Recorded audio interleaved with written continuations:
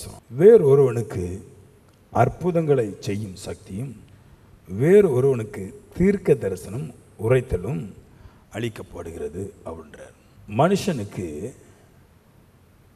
தீர்க்க தரிசனம் உரைக்கக்கூடிய ஆற்றலை அளிக்கப்படுறதுன்றார். யாரால கொடுக்கப்படுது அப்படின்றத 10ஆம் வசனத்தில் சொல்லுது, 9ஆம் வசனத்தில் சொல்லுது. ஆவியானவரால் தீர்க்க தரிசன வரம் அளிக்கப்படுகிறது அப்படின்றார். ஆவியானவர் தான் தீர்க்க தரிசன வரத்தை கொடுக்கிறார் அப்படின்ட்டு இருக்குது. அப்போ ஒன்று தெரியுது, ஆவியானவர் இல்லாத இடத்துல தீர்க்க தரிசனம் வேலை செய்யாது. ஏன்னா தீர்க்க தரிசனம் ஆவியானவரால் அருளப்படுகிறது அப்படின்னு போட்டிருக்குது. அதுக்கு ஒரு 4 வசனம் சொல்கிறேன் பாருங்க, ரொம்ப அருமையாக இருக்கும். ஆவியானவர் தான் தீர்க்க தரிசனத்தை மனுஷனுக்கு கொடுக்கிறார் என்பதற்கு முதல்ல ஒரு 4 வசனம் சொல்கிறேன். லூக்கா 1:67 சகரியா யோவான்சனுடைய அப்பா அவரை பற்றி எழுதியிருக்குது. பரிசுத்த ஆவியினால் நிரப்பப்பட்டு தீர்க்க தரிசனம் சொன்னான் அப்படின்னு இருக்குது. அவன் பரிசுத்தாய் வந்த உடனே மனுஷன் தீர்க்க தரிசியாட்டு மாறி தீர்க்க தரிசனத்தை பேசுகிறான் அப்படின்றார். தீர்க்க தரிசனம் பற்றி ஏன் பேசணும் அப்படின்னா, தீர்க்க தரிசனம் சொன்னாதான் ஜனங்களுக்கு விடுதலை கிடைக்கும். நிறைய பேர் சபையில் சொல்லுவாங்க ஜெபம் பண்ணா விடுதலை கிடைக்கும். அது தப்பு. முக்கியமான விஷயத்தை பார்த்துடுங்களேன். ஆபிரகாமா இருக்கட்டும், ஈசாக்கா இருக்கட்டும், யாக்கோபா இருக்கட்டும், தாவீதா இருக்கட்டும், யோசேப்பா இருக்கட்டும், இவங்க ஜெபம் பண்ணாங்க, கிடைச்சிது. பட்டு இவங்க ஜெபம் பண்ணனால நம்மளுக்கு கிடைக்கும் சொல்லக்கூடாது, நம்மளும் ஜெபம் பண்ண கிடைக்கும். அவங்கெல்லாம் தீர்க்கதரிசி, தீர்க்கதரிசியாக இருந்ததுனால ஜெபம் பண்ணி கிடைச்சது தவிர சும்மா ஒரு மனுஷன் ஜெபம் பண்ணி கிடைக்காது. அப்போ வரத்தை பற்றி ஏன் பேசுகிறோம் அப்படின்னா, இந்த தீர்க்க தரிசன வரம் ஆவியானவரால் உங்களுக்கு கொடுக்கப்படும் பொழுது பின்பு நீங்கள் ஜெபம் பண்ணால் அது கிடைக்கும். சாதா மனுஷன் ஜெபம் பண்ணால் கிடைக்காது. அப்போது தீர்க்கதரிசியாய் ஒருவர் மாறுவதற்கு ஆவியானவர் அந்த தீர்க்க தரிசனம் உரைத்தக்கூடிய வல்லமையை சகரியாவுக்கு வச்சார். சகரியா ரொம்ப வருஷமாட்டு தேவனுக்கு துதி செலுத்திட்டு இருந்தான், பலி செலுத்திட்டு இருந்தான். அவன் ஜபம்லாம் கேட்கப்படல. ஆனால் ஆவியானவர் வந்து அவனை நிரப்பின பின்னாடி தான் அவன் தீர்க்க தரிசனம் பேச முடிஞ்சிச்சு. அவன் ரொம்ப வருஷமாக பிள்ளைக்கு வாங்கிட்டு இருந்தான். சகரியா ரொம்ப வருஷம் ஜெபம் பண்ணிகிட்டே இருந்தான், துதி பண்ணிகிட்டே இருந்தான். எப்படியாவது எனக்கு ஒரு பிள்ளை கிடச்சிடாதா, எனக்கு என் மனைவிக்கு பிள்ளை இல்லையே அப்படின்ட்டு ரொம்ப வருஷம் ஜெபம் பண்ணா. கர்த்தர் கொடுக்கல. பட் எப்போ ஆவி அவனுக்குள்ள வந்து தீர்க்கதரிசியாக மாறணும், அப்போ அவனுக்கு அவன் சொன்னதெல்லாம் வாச்சுது அப்படின்றது. 1 சாமுவேல் 10:6 எழுதுது. சாமுவேல் சவுல்கிட்ட சொல்றாரு, கர்த்தருடைய ஆவியானவர் உன்மேல் இறங்குவார், அப்பொழுது நீ தீர்க்க தரிசனம் சொல்லி வேறொரு மனுஷனாய் மாறுவாய் அப்படின்றார். அப்போ தீர்க்க தரிசனம் பேசணும் அப்படின்னா கர்த்தருடைய ஆவியானவர், இல்லைன்னா அவர் ஆவியானவர் சொல்கிறோம், கிறிஸ்துவின் ஆவின்றோம். அந்த கிறிஸ்துவனுடைய ஆவியானவர், கர்த்தருடைய ஆவியானவர் உங்கள் மேலே வரும்போது, சாமுவேல் சொல்கிறார் சவுலை பார்த்து, உன் மேலே அவர் வரும்போது நீ தீர்க்கதரிசியாய் மாறிவிடுவாய் அப்படின்றது. அப்போ ஆவியானவர் வந்தால் தான் தீர்க்க தரிசனம் வேலை செய்யும். தீர்க்க தரிசனம் வேலை செஞ்சால் தான் செபம் பலனாய் மாறும். அடுத்து 2 பேதுரு 1:21 சொல்கிறார், தீர்க்க தரிசனமானது பரிசுத்த மனுஷர்களால் பரிசுத்த ஆவியினால் ஏவப்பட்டு பேசினார்கள் அப்படின்றது. அப்போ தீர்க்க தரிசனம் என்னதான் சொல்கிறாரு, பரிசுத்த மனுஷர்களுக்கு பரிசுத்த ஆவியை பெற்று அந்த பரிசுத்த ஆவியானுடைய ஏவுதல்னால பேசினார்கள்ன்றது. அப்போ தீர்க்க தரிசனம் வந்து சும்மா பேச முடியாது, வளவளன்னு எதை பேச முடியாது, எல்லாரும் பேச முடியாது, சபை நடத்துகிறவங்க பேச முடியாது, ஊழியக்காரங்க பேச முடியாது. ஏன்னா அது ஒரு ஸ்பிரிட்டு, ஹோலி ஸ்பிரிட். அது பரிசுத்தமாய் வாழுகிற மனுஷனுக்கு கொடுக்கப்பட்டு அவன் பேசுகிறான் அப்படின்றார். அவன் பரிசுத்தாவியை பற்றி பேசும்போது தீர்க்க தரிசனத்துக்கு பரிசுத்தாவி இல்லாமல் நடக்காது என்பது தெரியுது. யோவேல் 2:28, அப்போஸ்தலர் 2:17 இதெல்லாம் சொல்லுது, மாம்சமான யாவர் மேலும் என் ஆவியை ஊற்றுவேன்.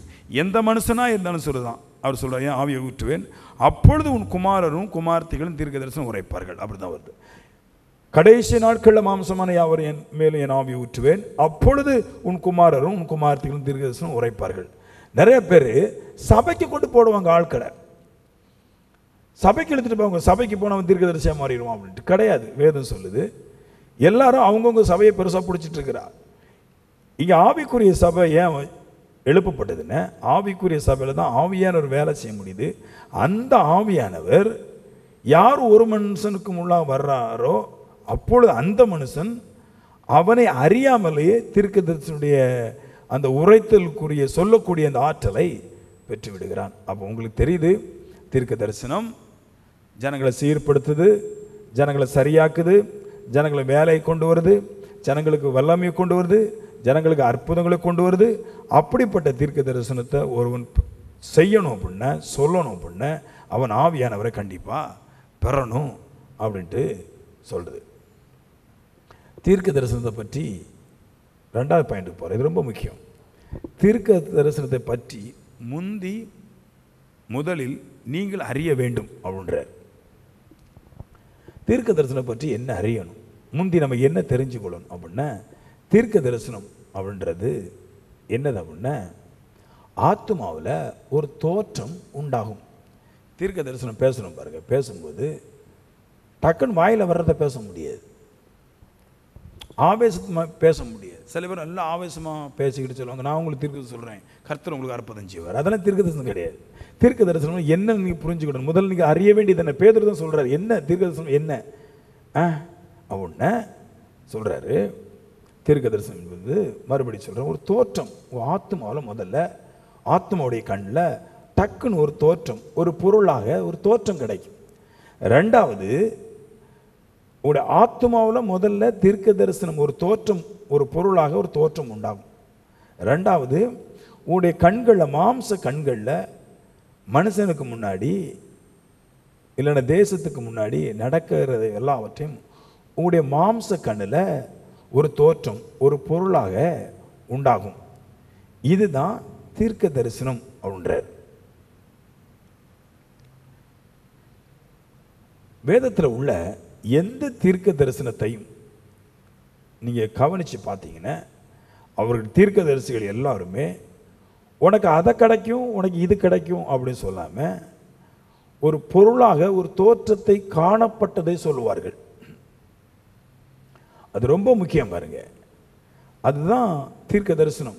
தீர்க்க தரிசனங்கிறத நான் நிறைய சபையில் பார்த்துருக்குறேன். வசனத்தை சொல்லிட்டு சொல்லுவாங்க, நான் தீர்க்க தரிசனமாக சொல்கிறேன், உனக்கு அது நடக்கும் அப்படின்னா நடக்காது, சான்ஸே இல்லை. இது தீர்க்க தரிசன வார்த்தை, இது தீர்க்க தரிசனம் அப்படின்னு சொல்லுவாங்க. நடக்க வாய்ப்பே இல்லை, அது தீர்க்க தரிசனம் கிடையாது. ஒரு மனுஷன் நல்லா ஜபிக்கும் போது சில நேரத்தில் பரவசப்பட்டுறான். அவன் பரவசப்பட்ட உடனே ஏதோ நடக்கும் நினைக்கிறான். சில நேரத்தில் வேற ஏதாவது அவனுக்கு ஒரு காரியங்கள் நடக்கும்போது நடக்கும் நினச்சி இது தீர்க்க தரிசனம் அப்படின்றாங்க. கிடையாது. தீர்க்க தரிசனங்கிறது தோற்றம். அதுக்கு நான் ஒரு வசனத்தை சொல்கிறேன் பாருங்களேன். பேதுருக்கு எழுதின புஸ்தகத்துக்கு போவோம். 2 பேதுரு 1:20 அங்கே அழகாக சொல்கிற பாருங்க. முதல்ல இதை விளக்கட்டு.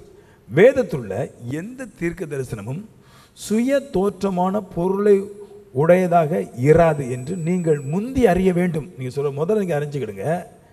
வேதத்தில் எந்த தீர்க்க தரிசனமாக இருந்தாலும், சொல்லப்பட்ட தீர்க்க தரிசனம் எதுவாக இருந்தாலும் சுயமாக வராதுன்றார். சுய தோற்றமோ சுய பொருளையோ சொல்லல, மாறாக ஆவியானவர் அவங்களுக்கு தோற்றத்தை, படத்தை ஆத்மாவிலையும் மாம்ச கண்ணிலையும் காட்டுறதுனால அப்படித்தான் தீர்க்க தரிசனம் பேசுகிறார்கள் அப்படின்றார் பேதுரு. அப்போ தீர்க்க தரிசனம் என்ன முதல்ல புரிஞ்சுக்கிடுங்க. ஏதோ ஆவேசப்பட்டு சொல்கிறது கிடையாது. உனக்கு வீடு கிடைக்குன்னு சொல்கிறது கிடையாது, உனக்கு அந்த காடு கிடைக்குன்னு சொல்கிறது கிடையாது. தீர்க்க தரிசனம் என்னது? தான் ஒருவன் தன்னுடைய ஆத்மாவிலையாவது தன்னுடைய மாம்ச கண்ணிலையாவது உங்களுக்கு கிடைக்கக்கூடியவைகளை, தனக்கு கிடைக்கக்கூடியவைகளை அவன் காண்கிறான். முதல்ல பார்க்கணும். அதான் தீர்க்க தரிசனம், பார்க்கணும். நான் சொல்லுவேன் பாருங்க, நான் ஒரு மலையை பார்க்குறேன், நான் ஒரு போட்டை பார்க்குறேன், நான் ஒரு தென்னை மரத்தை பார்க்குறேன், என்னதெல்லாமோ சொல்லிட்டு இருப்பேன், வாரம் வாரம் இதெல்லாம் சொல்கிறோம் பாருங்க. அதுதான் தீர்க்க தரிசனம். இப்போ அதுக்கு சில விஷயங்களை சொல்கிறேன் பாருங்க. நேபுகாத்நேச்சர் உடைய தீர்க்க தரிசனத்தை பற்றி பேசட்டும், ஏன்னா உங்களுக்கு புரியணும். ஏன்னா நிறைய பேர் என்ன நினைக்கிறாங்கன்னு, எங்கே போனாலும் கிடைக்கும், எங்கள் சபைக்கு வாங்க கிடைக்கும், எங்கள் சபையில் நல்லா ஜெபம் பண்ணுவோம் கிடைக்கும், எங்கள் சபையில் உபாச ஜெபம் வாங்க கிடைக்கும். எல்லோரும் ஓடிடுறாங்க. கிடைக்காது. நான்லாம் போகாத உபாச ஜெபம் கிடையாது, நீங்களும் போகாத உபாச ஜெபம் கிடையாது. ஒன்றும் நடந்த பாடில்லை. எங்கள் மாமா எல்லாம் மூப்பனாரெலாம் கிட்டத்தட்ட 64 வருஷம் பல சபைக்கு கேரளாவில் இருந்து இங்கே வரைக்கும் பல சபையில் பிரசங்கம் பண்ணிருக்காரு, போயிருக்கிறார். ஒன்றும் கிடையாது. நல்ல ஜெபம் பண்ணுவார். ஏன்னா அவருக்கு தெரியலை விஷயம் எங்கே இருக்குது அப்படின்னா, மரங்களில் தான் வேலை நடக்குங்கிறது தெரியாமல் போச்சு. தானியேல் புஸ்தகத்தில் அந்த தீர்க்க தரிசனத்தை பற்றி நான் விளக்குறேன் இல்லையா. தீர்க்க தரிசனம்னு என்னன்னு புரிஞ்சுக்கணும். ஏன்னா உங்களை நான் அந்த அளவு நடத்தணும். பிரசங்கத்தை கேட்குற ஜனங்களையும் சரி, ஊழியக்காரங்களையும் சரி, நம்ம விசுவாசிகளையும் சரி, நான் அந்த அளவு நடத்தணும். அதில் என்ன பாயிண்ட் அப்படின்னா, நேபுகாத்நேச்சர் ஒரு சொப்பனத்தை கண்டுட்டான். சொப்பனத்தை கண்டுக்கிட்டு அவனுக்கு இருதயத்தில் கலக்கம். இப்போ தானியேலை கூப்பிடுறாங்க. இப்போ அவன் சொல்கிறான், நான் சொப்பனத்தில் பார்த்ததை நீ கண்டுபிடிச்சி அதோடைய வியாக்கியானத்தை எனக்கு சொல்லணும், அதுதான் தீர்க்கதரிசி அப்படின்றார். இப்போ இந்த மனுஷன் என்ன பண்ணுறான், தேவசமுக்கு போகிறான். தீர்க்கதரிசி ஆவியை பெற்றிருக்கிறான், தேவசமுக்கு போகிறான். அவன் என்னத்தை பார்த்தான், பார்த்ததுடைய வெளிப்பாடு என்ன அப்படின்றதுக்கு அவன் சொன்ன காரியம் என்ன சொன்னோம்னா, 9 காரியத்தை சொன்னார். கேளுங்க. ஜெபத்தில் என்னத்தை கண்டான் அப்படின்னா, தோற்றத்தை கண்டான். ஒரு பொருளை தோற்றமாக பார்க்கணும். எந்த தீர்க்க தரிசனம் உங்களுக்கு நடக்கும் அப்படின்னா, நான் மறுபடி சொல்கிறேன், உங்களை பார்த்து உனக்கு அது கிடைக்கும் இது கிடைக்கும் சொல்லாமல், உனக்குடைய தீர்க்க தரிசனம் இதுதான் அப்படி சொல்கிறான் பாருங்கள், அந்த தீர்க்க தரிசனம் மட்டும்தான் உங்களுக்கு நடக்கும், வேற எதுவும் நடக்காது. அற்புதங்கள் நடக்கலாம், பட் தீர்க்க தரிசனங்கிறது என்னென்ன, தோற்றமும் பொருளும் தான். ஒன்று அவர் சொன்னது, பெரிய சிலையை நீர் கண்டீர் அப்படின்னார். தீர்க்க தரிசனம் அவர் பார்த்துட்டு சொல்கிறாரு, பொருளை தோற்றமாக பார்க்குறாரு. அப்படி பார்த்தார்.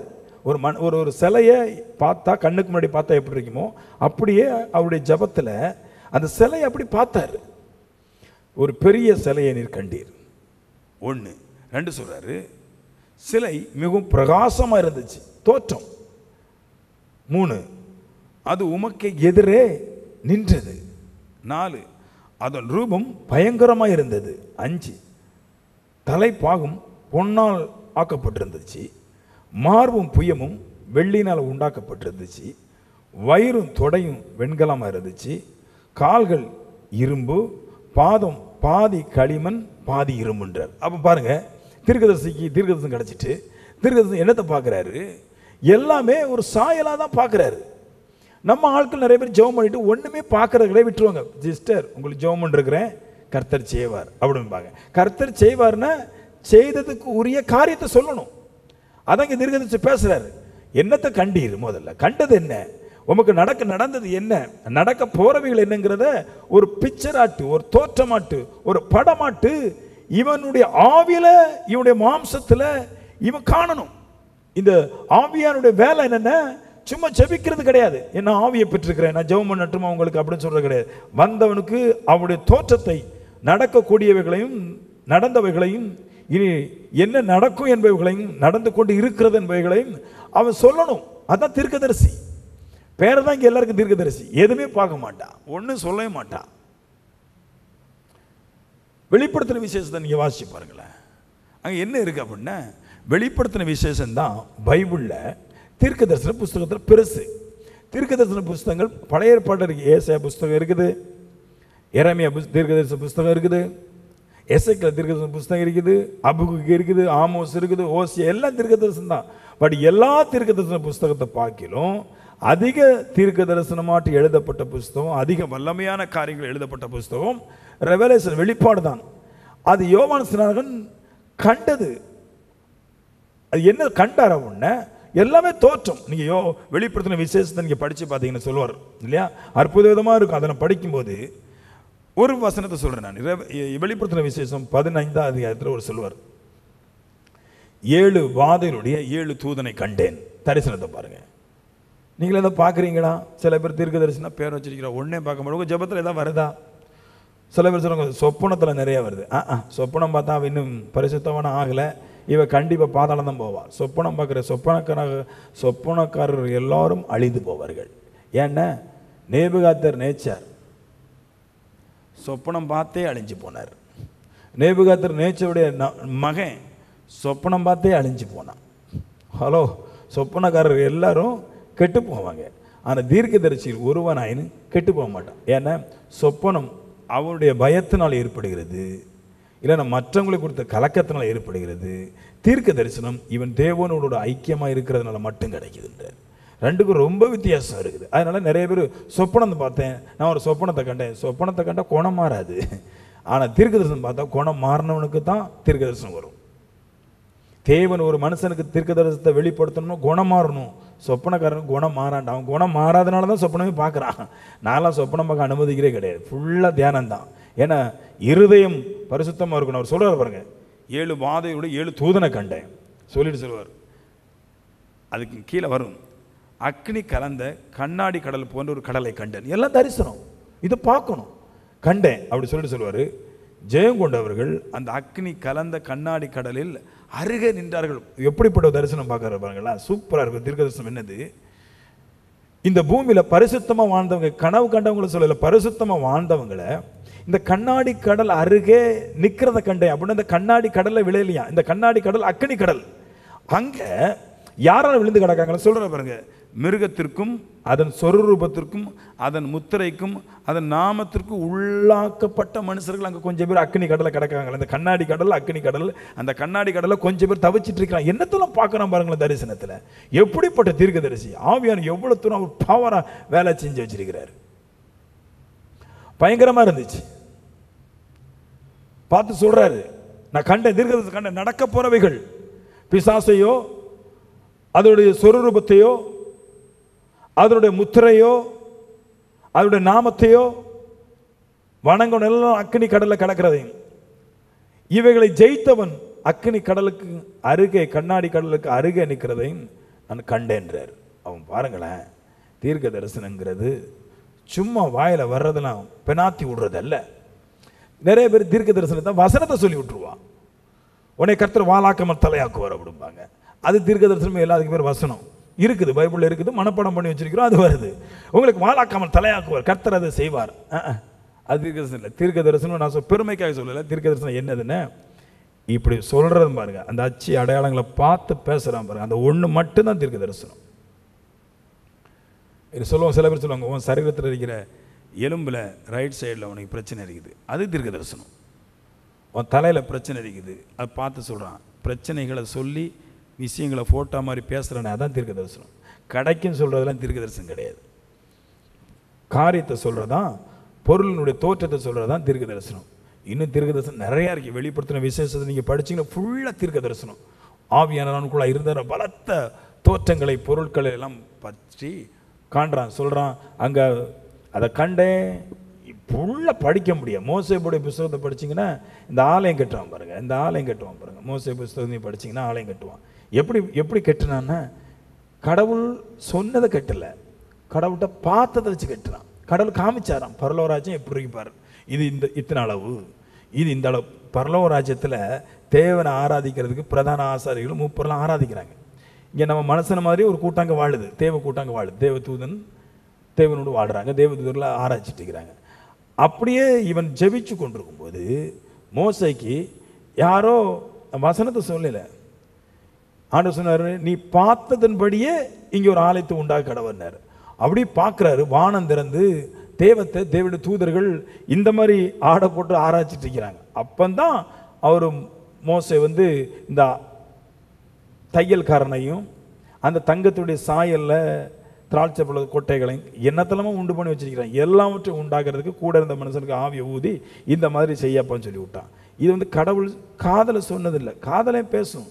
பட் இவன் நேர பார்த்தான், அந்த சாயலை பூமியில் செஞ்சான். அப்போ தீர்க்க தரிசனம் என்னது, அதான் பேதுரு சொல்ற, முந்தி நீங்கள் அறிய வேண்டியது என்னென்ன, தோற்றம், தேவன் கொடுக்குற தோற்றம், தேவன் கொடுக்குற பொருளுடைய தோற்றம், இதுதான் தீர்க்க தரிசனம். முந்தி நீங்கள் அறிஞ்சு கொள்ளணுன்றார். ஆமேன்னு சொல்லுங்களேன். அப்போ உங்க ஜெபத்தில் என்ன வரணும், நீ எது வரைக்கும் ஜெபிக்கணும். சில பேர் விடிய காலம் 3 மணி நேரம் ஒரு ஜெபம், ஒரு 1.5 நாள் ஜெபம். பாஸ்டர் மரங்களாம் ஒரு 2 மணி நேரம் ஜெபம் பண்ணிட்டு ஓடிடுவாப்புல. எங்கே போகிறீங்க, வீடு சந்திக்க போகிறோம். வீடு சந்திக்க போய் வேஸ்ட்டு, தேவையில்லாதது. வீடு சந்திக்க போகிறது, வீடை தான் சந்திக்கணும், தேவையே கிடையாது. வீடு சந்திக்க வேண்டாம், கடவுளை சந்தித்தாலே போதும், எல்லாம் வர ஆரம்பிச்சிடும். அந்த அந்த அந்த அங்கே போனோம், நாங்கள் சென்னைக்கு போனோம். உள்ளூர்லேயே ஒவ்வொரு ஊழியக்காரனுக்கும் 450 பிரச்சனை இருக்குது அவன் சபையில். அதெல்லாம் பார்க்க மாட்டாங்களாம். இவங்க வந்து துபாயிலையும் போய் ஆப்பிரிக்காவிலும் போய் ஊழியம் செஞ்சு அங்கே இதை சாதிச்சிருவாங்களாம். இங்கே சாதிச்சு காட்டினா தான் அங்கே போய் சாதிக்க முடியும். நிறைய பேருக்கு பரப்பு. எங்கள் பாஸ்டர் DM ஜான்சோ அங்கே இருக்கிறாரு, பீட்டர் பிகானியா சவுத் ஆப்பிரிக்காவில் இருக்கிறாரு. சொந்த சபையில் அங்கே சாப்பாடுக்கு வழி இல்லாமல் இருக்குது, நோயும் வாதையோடு சுற்றிட்டு இருக்குது. இதை யாராவது பாருங்கன்னா அதெல்லாம் ஒன்றும் கிடையாது. நான்லாம் அப்படி போகிற கிடையாது. நான் இங்கே சொந்த சபையை தான் முதல்ல நோக்குறது. முதல்ல என் காலை பார்க்குறது, என் கால் ஸ்டடியாக நிற்கிதா, என் காலை ஸ்டடியாக்கிறதுக்கு நான் என்ன பண்ணணும் முதல்ல அதான் பார்க்கணுமே தவிர, ஆண்டவரே சொன்னார், முதல்ல உன் கண்ணில் இருக்கிற உத்திரத்தை எடுத்து போட்டுட்டு பின்னாடி மற்றவன் கண்ணில் இருக்கிற தூசி எடுத்து போடுப்பார். முதல்ல உன் சபையில் நிறைய பிரச்சனைகள் இருக்குது, பாடும் வேதனைகள் இருக்குது, அதை எடுத்து போடு. தீர்க்கதரிசியுடைய வேலை என்னென்னா முதல்ல சொந்த சபையை சரியாக கட்டி எழுப்பணும். அதுக்கு தேவ சமுத்திரம் ரொம்ப இருந்து இந்த மாதிரி தரிசனங்களை பார்க்கணும். அதுக்கு ஆவியானவர் வேணுன்றார். தீர்க்கதரிசிகளால் உரைத்தது நிறைவேறப்பட்டது. மத்தேயு, மார்க், லூக்காலாம் இந்த வார்த்தையை அதிகமாக எழுதப்பட்டிருக்கும். மத்தேயு 13 நிறைய இடத்துல இருக்குது. தீர்க்கதரிசிகளால் உரைக்கப்பட்டது நிறைவேற இப்படி நடந்தது அப்படின்னு இந்த மாதிரி வார்த்தைகளை ரொம்ப பேசியிருப்பாங்க. தீர்க்கதரிசிகள் சொல்லப்பட்டது நடக்கும் என்பதற்கு ஒரு பெரிய உதாரணமாட்டு அங்கே எழுதி வச்சிருக்கும். அதனால தான் தாவீது அறிக்கை சொல்லுவார், எல்லோரும் தீர்க்கதரிசிகளாக ஆக வேண்டும் என்று நான் விரும்புகிறேன் அப்படின்றார். எல்லாரும் ஊழியக்காரன் நினைக்கக்கூடாது, நீங்களும் பார்க்கணும். நீங்களும் பார்த்தா தான் உங்களுக்கு அந்த விசுவாசம் வரும், உங்கள் வாழ்க்கையை திருப்பி கட்ட முடியும். ஏமேன், அதெல்லாம் நீங்கள் செய்யணும். 3 சம்பவங்களை சொல்கிறேன் பாருங்க. உங்கள் விசுவாசம் வருவதற்காக தீர்க்கதரிசிகள் உரைத்தது தேவனால் நிறைவேற்றப்படும். மனுஷன் தீர்க்கதரிசனம் பேசும்போது தேவன் அதை நிறைவேற்றி முடிக்கிறார் என்கிற சத்தியத்தை கேட்கும் பொழுது நான் தீர்க்கதரிசியாய் மாறுவதற்கு எனக்கு ஒரு ஆசை உண்டாகுது, ஒரு விருப்பம் உண்டாகுது. எனக்கு தீர்க்கதரிசனம் உண்டாகிவிட்டால் அதை நிறைவேற்ற தேவன் கூடும், தேவனால் கூடும். என்னால் முடியாது, நான் தீர்க்கதரிசனம் சொல்ல தான் முடியும். ஒரு பிக்சரை பார்த்து, தேவன் ஒரு மனுஷன் கேட்ட பிக்சரை பார்த்து அவனு சொல்ல முடியும், உனக்கு இது நடக்கும், உனக்கு அது கிடைக்கும் சொல்ல முடியும். பட் அதை நிறைவேற்றுவது கர்த்தர் தான். ஆவியானவர் ஏவி கர்த்தரால் நிறைவேற்றப்படுவதுதான் தீர்க்க தரிசனம். ஆவியானவர் சொல்றார், உனக்கு இது நடக்கும் அது நடக்க காமிச்சிட்டு பின்பாடி ஆவியானவர் சொன்னதை, என் மூலமாய் ஆவியானவர் சொன்னதை தேவன் நிறைவேற்றுகிறார், கர்த்தர் நிறைவேற்றுகிறார். இப்படி சொல்லலாம். ஆவியானவர் சொல்லுறத கர்த்தர் செய்கிறார், நடுசுல நான் இருக்கிறேன். அவன் அந்த ஆவியானவர் என் மூலமாய் சொல்ல வைத்து கர்த்தரால் அது நிறைவேற்றப்படுகிறது. அப்போ 3 சம்பவத்தை சொல்றேன். நான் படிக்கும்போது இந்தந்த மாடலை படிக்கணும். சில பேர் நிறைய விஷயத்தை படிச்சிருப்போம், அது இந்த கருத்துக்கு சம்பந்தப்பட்டதா அப்படின்னு தான் எல்லாம் போயிருந்தேன். பைபிளில் ரொம்ப முக்கியம் என்னதுன்னா வசனத்தை சொல்றது கிடையாது. நான் இந்த பிரசங்கம்லாம் கேட்கறதே கிடையாது. சில பேர்லாம் வசனத்தை சொல்லியிருப்பேன், கர்த்தர் நன்மையான தருவார். யோவான் எழுதிருக்கி கர்த்தர் நன்மையை தருவார், லூக்காவில் எழுதிருக்கி கர்த்தர் நன்மையை தருவார். இதை கேட்கறதுக்குள்ள நம்ம வந்தது அப்படின்னா வீட்டிலே இருந்து நம்ம பைபிள் படிச்சிடலாம். கண்காடன் ஒரு புஸ்தகம் இருக்குது. அந்த புஸ்தகத்தை எடுத்து நீங்கள் பார்த்தீங்கன்னா உங்களுக்கு தேவையான வசனம் எல்லாம் இணை வசனம் எல்லாம் வந்துடும். இணை வசன புக்கு அதுக்கு பேர். கர்த்தர் நன்மையான தருவார்னு ஒரு வசனத்தை எங்கேயே படிச்சிங்கன்னா அந்த வசனம் இனி எங்கெல்லாம் இருக்குங்கிறது இந்த இணை வசனமும் இணை புஸ்தகம்னு இருக்குது. அதில் பார்த்தீங்கன்னா வந்துடும். சபைக்கு போய் பிரசங்கம் கேட்காண்டாம். பிரசங்கம் ஏன் கேட்கணும் அப்படின்னா, பிரசங்கம் எது ஒரு மனுஷனை மாற்றுதுன்னா அந்த பிரசங்கத்தில் இருக்கிற கருத்துக்கள் நம்மளுக்கு பிடிபடாமல் மாறி போயிடுது. இந்த கருத்துக்கள் தான் என்னை நல்லவனாட்டு கெட்டவனாட்டு ஆக்குறதுல இருக்குது. அந்த கருத்துக்கள் சரியாக நாம் பயன்படுத்தும் போது, அதை எடுத்துக்கொள்ளும் போது நான் சொல்லுவேன் நம்மளுக்கு ஜீவன் வந்துடுது. இப்போ நம்ம ஒரு நிறைய புஸ்தகத்தை படிக்கும்போது என்ன ஆகுது அப்படின்னா, சில விஷயத்தை படிக்கும்போது நம்ம வாசிக்கிறோம் பாருங்க. வாசிக்கும்போது என்ன ஆகுது, ஒரு காலத்தில் வேதம் வாசிக்கிறதுக்கு முன்னாடி கடவுள்கிட்ட வர முடியாமல் இருக்குது. வேதத்தை வாசித்து அதில் தெளிவு கிடைக்கும் போது கடவுள்கிட்ட வந்துடும். வேதத்தை வாசிக்கும் போது பொய்களை பேசுறது விட்டுரும். வேதத்தை வாசிக்கும் போது பல பாவத்தை விட்டுரும். ஏதுனா அதில் ஏதோ ஒரு கருத்துக்கள் நம்முடைய இருதயத்தை தொடுகிறது. அப்படி போலதான் தீர்க்கதரிசிகளாய் மாற வேண்டும், அற்புதங்கள் செய்கிறவனாய் மாற வேண்டுங்கிற ஆசை சரியான வெளிப்பாடு கிடைக்கிறதுனால தான் உண்டாகும். அதனால தீர்க்க தரிசனத்தை பற்றி பேசும்போது தீர்க்க தரிசனம் எப்படி வேலை செய்கிறது என்பதையும் புரிஞ்சு கொள்ள வேண்டும். 3 காரியத்தை சொல்றேன் பாருங்க. சங்கீதம் 78:2 ஒரு வார்த்தை சொல்லுவார். தாவீது தீர்க்கதரிசி பேசுறார், என் வாயை ஓமைகளால் திறப்பேன் அப்படின்னு ஒரு வார்த்தை சொல்லுவார். பழைய ஏற்பாடே படிச்சுட்டு இருந்தா புதிய ஏற்பாடு படிக்கலைன்னா இது என்னதுன்னே புரியாது. அவர் சொல்லிட்டாரு, என் வாயு ஓமைகளா திறப்பேன். எப்போ இந்த சம்பவம் நடந்துச்சு அப்படின்னா, இவர் இயேசு கிறிஸ்துவ பற்றி சொல்றாரு இல்லையா? அவர் ஜெபம் பண்ணிட்டு இருக்கும்போது இயேசு கிறிஸ்து அவருடைய ஜெபத்தில் சொன்னாராம், தாவீதுட்ட போய் என் வாயை ஓமைகளாய் திறப்பேன் அப்படின்னாராம். தாவீது சொல்லல நான் என் வாயை ஓமைகளை திறப்பேன். தாவீது தேவனோடு இருக்கும்போது கிறிஸ்து இயேசு சொன்னாராம் போய் என் வாயை ஓமைகளாய் திறப்பேன்ட்டு. இது அந்த ஓமைகளாய் திறப்பேன்னு ஜெபத்தில் இயேசு கிறிஸ்து சொன்னதை இயேசு கிறிஸ்து பின்னாடி பூமியில் வந்து நிறைவேற்றுறாரு பாருங்க. மத்தேயு 13 அங்க எத்தனை ஓமைகள் இருக்கு பாருங்க. விதைப்பை பற்றி ஓமை, விதை களை பற்றி ஓமை, கடுகு விதை பற்றிய ஓமை, நிலத்தின் கனிகளை பற்றிய ஓமை, புதைந்து இருக்கிற பொக்கிஷத்தை பற்றிய ஓமை, நல்ல முத்துக்களை பற்றிய ஓமை, வலையை பற்றிய ஓமை, இதெல்லாம் பேசுறாரு. நான் ரொம்ப கேட்டிருக்கேன், எப்போ பார்த்தா இந்த ஓமைகளாக பேசிட்டு வர்றாரு இவர், ஏன் பேசுகிறாரு புரியல. நான் முன்னாடி பைபிள் படிக்கும்போது ஒன்றும் புரியாது. ஏன்னா நான் கேட்ட சத்தியம் அப்படி பைபிளை சொல்லிகிட்டே போயிடுவாங்க.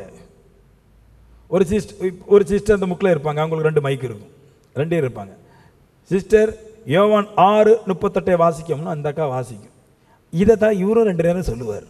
அப்போ நான் மைண்டில் நினச்சேன், யோவான் 6:38 அந்த அக்கா வாசிக்குது, அப்போ அந்த அக்காட்டவே பிரசங்கம் கேட்டுடலாம், ஏன் இதை ஒரு ரிப்பீட் பண்ணுறவட்ட போய் கேட்கணும். நான் நினச்சேன் இதுதான் பிரசங்கம்னு நம்மளே சொல்லிட வேண்டியது 4 பேர்கிட்ட, யோவான் 6:38 இது இருக்குன்னு. கடைசியில் தான் பார்த்தா தெரியுது வசனத்தை இப்படியே சொல்கிறது அல்ல. அவர் ஏன் ஓமைகளாக பேசினார் அப்படின்னா தாவீதுட்ட அவர் சொல்லியிருக்கிறார், நான் ஓமைகளாக பேசணும்னு அவர்கிட்ட சொல்லியிருக்கேன். தரிசனத்தில் அவருக்கு வந்திருக்கு தாவீதுக்கு. அந்த தாவீதுக்கு வந்த தரிசனத்தை நிறைவேற்றும்படிக்காக அவர் 2000 வருஷத்துக்கு பிற்பாடு பூமியில் வந்து அந்த தீர்க்க தரிசனத்தை நிறைவேற்றுகிறார். என் வாயு ஓமைகளாய் திறப்பேனுங்கிற வார்த்தை. நான் ஆண்டவர்கிட்ட கேட்டிருக்கேன், ஆண்டவரே இந்த தீர்க்க தரிசன வசனத்தை இங்கே நிறைவேற்றியரு, ஏன் ஓமைகளாக பேசினாரு? முதல்ல நான் கேட்டுறேன், அப்படி தெளிவாக எல்லாருக்கும் சொல்லி கொடுக்க வேண்டியது, ஏன் தனித்தனியாக பேசுகிறேன் அப்படின்ட்டு சொல்ல முடியாது. தீர்க்க தரிசனம் நிறைவேற்றுவது கர்த்தருடைய வேலை. அதனால் அதை மற்றவங்களுக்கு புரிஞ்சுதோ புரியலையோ தான் கொடுத்த தீர்க்க தரிசனத்தை தானே நிறைவேற்றுவதற்காக மற்றவங்களை குறித்து கவலைப்படாமல் அதை நிறைவேற்றி முடிச்சிடுறார். அப்போ நல்லா பயன்படுத்திக்கிடுங்க. தீர்க்க தரிசனம் ஒன்று உங்களுக்கு வந்தால் கண்டிப்பாக நேரம் காலம் சமயம் பார்க்காமல் அது கண்டிப்பாக என்றைக்கு அவன் நடந்தே தீரும். ஆமென். ஆனால் தீர்க்க தரிசனம் சொல்கிறவன் தோற்றத்தை சொல்லணும், தீர்க்க தரிசனம் பேசணும், தோற்றத்தை சொல்லணும். நான் இங்கிலீஷ்கார மெசேஜ் நம்ம கரெக்டாக சொல்லுவாங்க, உங்களுக்கு 2 பிள்ளை இருக்குது, ஒரு பிள்ளை பேர் ஜான், ஒரு பிள்ளை பேர் மேரிம்பா, அதுதான் தீர்க்க தரிசனம். அது கிடைக்கும் இது கிடைக்கும் சொல்கிற தீர்க்க தரிசனம் இல்லை, காரியத்தை விளக்குவதுதான் தீர்க்க தரிசனம். நல்லா புரிஞ்சுக்கணும். இன்னொன்று சொல்கிறாரு பாருங்க, சங்கீதம் 8:2 இது நீங்கள் படிச்சிருப்பீங்க இந்த தீர்க்க தரிசனத்தை. பட் இப்போ சொல்லும்போது உங்களுக்கு புரியுது, இதெல்லாம் தீர்க்க தரிசனம் நிறைவேற்றப்பட்டது. பகைஞரையும் பழிகாரிகளையும் அடக்கி போட தேவரீர் உம்முடைய சத்துருக்கள் நிமித்தமாக குழந்தைகள் பாலகர் வாயினால் பலன் உண்டு பண்ணினீர். அதாவது பலன்னா துதியை உண்டு பண்ணினீர்னு எழுதிருக்குது சங்கீதத்தில். சங்கீதக்காரன் ஜெபிக்கிறான், ஜெபிக்கும் போது இந்த தீர்க்க தரிசனத்தை பார்த்துட்டான். இப்படி தீர்க்க தரிசனம் நடக்கணும்னு ஏற்கனவே சொல்லிட்டான். அது எங்கே நடந்துச்சு பாருங்க, மத்தேயு 12 இருக்குது பாருங்க, 15 இந்த வாசிக்கிறேன், நான் எழுதுறேன்.